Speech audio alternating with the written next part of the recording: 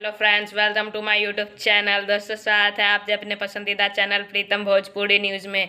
तो दोस्तों, आज हम बात करने वाले हैं खेसारी लाल यादव थे तरफ से आने वाली एक और नए गाने थी। तो दोस्तों, उनका नए गाने का पोस्टर रिलीज हो गया है दोस्तों। और इस गाने तो लिखा है दोस्तों प्यारे लाल तभी जी ने। और दोस्तों, इसमें म्यूजिक दिया है रोशन सिंह ने।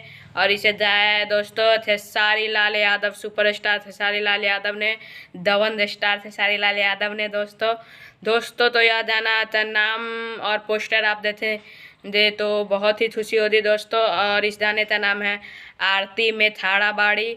तो दोस्तों, इस गाने तो गाया खेसारी लाल यादव ने। और दोस्तों, ये तो डुएट सॉन्ग नहीं है, खेसारी लाल यादव ने ही सिर्फ अकेले गाया है।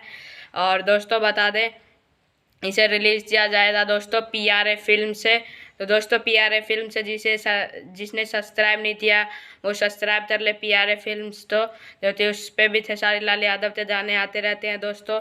और दोस्तों बता दें कि हमारे चैनल पे नए हैं तो सब्सक्राइब ज़रूर कर लीजिएगा।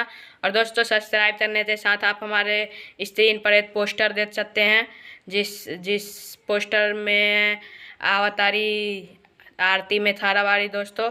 और ये पोस्टर कैसा लगा कमेंट में ज़रूर बताइए।